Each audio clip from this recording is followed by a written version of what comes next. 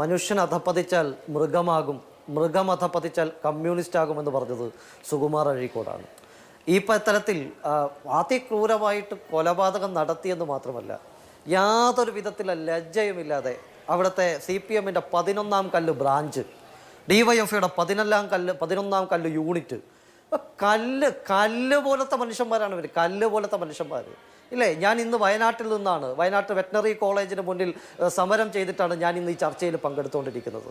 അവിടുത്തെ പ്രദേശവാസികൾ ഉൾപ്പെടെയുള്ള നിരവധിയായിട്ടുള്ള ആളുകളോട് സംസാരിച്ചു, ചില വിദ്യാർത്ഥികളുമായിട്ട് സംസാരിച്ചു. സമാനതകളില്ലാത്ത ക്രൂരതയാണ് സിദ്ധാർത്ഥ ഏറ്റുവാങ്ങിയിട്ടുള്ളത്. 3 ദിവസം അദ്ദേഹം കൊല്ലപ്പെടുന്നതിന് മുമ്പ് ആ അച്ഛൻ കരഞ്ഞുകൊണ്ട് പറഞ്ഞത്, ഒരു ഗ്ലാസ് വെള്ളം കൊടുത്തുകൂടായിരുന്നു എൻ്റെ മോന്. ഞാൻ വിദേശത്ത് നിന്ന് കഷ്ടപ്പെട്ട് പണമുണ്ടാക്കി കഷ്ടപ്പെട്ടത് എൻ്റെ മകന് ഭക്ഷണത്തിന് വേണ്ടിയാണ്, അവൻ നന്നായിരിക്കാൻ വേണ്ടിയാണ്. അവനെ കൊല്ലുന്നതിന് മുമ്പ് നിങ്ങൾക്ക് ഒരു ഗ്ലാസ് വെള്ളം കൊടുത്തുകൂടായിരുന്നു എന്നാണ്.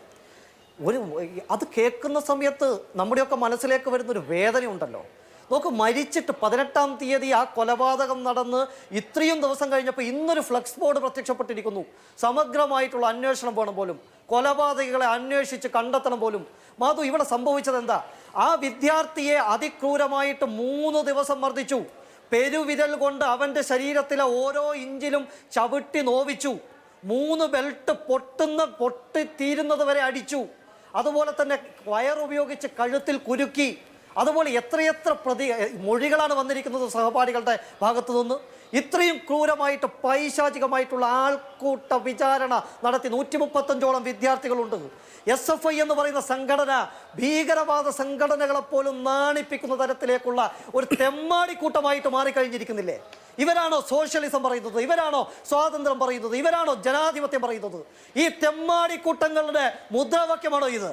നോക്കൂ, ഇത്തരത്തിൽ മൃഗീയമായിട്ട് ആക്രമിച്ച് കൊലപ്പെടുത്തുക. എന്നിട്ടോ വിദ്യാർത്ഥികൾ, അവൻ്റെ സഹപാഠികൾ പറയുന്നത് അവൻ ആത്മഹത്യ ചെയ്തല്ലേ. അച്ഛനോട് അധ്യാപകർ കാണാതെ, കൂടെ വന്ന സഹപാഠികൾ കാണാതെ, മനുഷ്യത്വമുള്ള 1-2 സഹപാഠികൾ പോയി അച്ഛൻ്റെ ചെവിയിൽ പറയുകയാ, അച്ഛ അവൻ ആത്മഹത്യ ചെയ്തല്ല, അവനെ കൊന്നു കെട്ടിത്തൂക്കിയതാണ്. അത് പറഞ്ഞ ആ കുട്ടികൾ അവിടെ നിന്ന് രക്ഷപ്പെടുകയാ.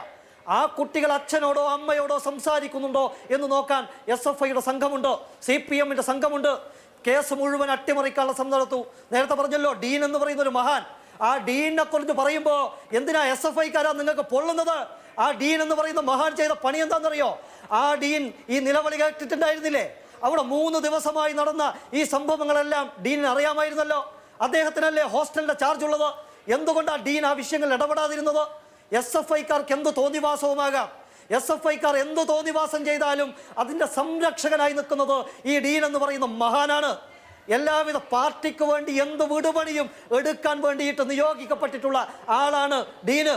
അപ്പോൾ ഡീനിന് പ്രശ്നമില്ല, എന്ത് സംഭവിച്ചാലും കുഴപ്പമില്ല. അന്ന് രാത്രി ഈ കൊലപാതകം നടന്നെന്ന് രാത്രി അവിടെ വെച്ച് ക്യാമ്പസിൽ വെച്ച് വലിയ മീറ്റിംഗുകൾ നടന്നു. SFIയുടെ നേതാക്കന്മാർ ഉൾപ്പെടെ, CPM-ന്റെ നേതാക്കന്മാർ ഉൾപ്പെടെ വന്നുകൊണ്ട് അവിടെ മീറ്റിംഗുകൾ നടന്നു. കേസിന്റെ തെളിവുകൾ നശിപ്പിക്കാൻ, എല്ലാ തരത്തിലുള്ള തെളിവുകൾ തേച്ചു മാച്ചു കളയാൻ, അവിടുത്തെ സഹവിദ്യാർത്ഥികളെ ഭീഷണിപ്പെടുത്താൻ. നിങ്ങൾ അന്വേഷിച്ച കണ്ടെത്താലോ? CCTV ദൃശ്യങ്ങളുണ്ട്, പരിശോധിക്ക്. കേരളത്തിന്റെ പോലീസ് ഒന്നും അന്വേഷിക്കില്ല. എന്നിട്ടോ ആ ഭൗതിക ശരീരം ഉണ്ടല്ലോ, ആ പാവപ്പെട്ട സിദ്ധാർത്ഥിന്റെ ശരീരം മുഴുവൻ മർദ്ദിച്ച് കഴുത്തിൽ വയറുമുറുക്കിയ പാടുള്ള ആ ശരീരം കണ്ടപ്പോൾ കേരളത്തിന്റെ പോലീസുകാർ വിധി എഴുതി, ഇത് സ്വാഭാവികമായിട്ടുള്ള മരണമാണ്. എവിടത്തെ പോലീസുകാരാ? എന്ത് കോപ്പിലെ പോലീസുകാരാണ് ഈ പോലീസുകാര്? ഒരു മൃതദേഹം കണ്ടാൽ അറിയില്ലേ അത് സ്വാഭാവിക മരണമാണോ അസ്വാഭാവിക മരണമാണോ എന്ന്? ശരീരം മുഴുവൻ പാടുകളാണ്. ആ പാടുകൾ കണ്ട പോലീസുകാരനാണ് എഴുതിയത് എന്ത് സ്വാഭാവികമായിട്ടുള്ള മരണം, ആത്മഹത്യ. ഇതുമായി ബന്ധപ്പെട്ട് മനുഷ്യത്വമുള്ള ചില സഹപാഠികൾ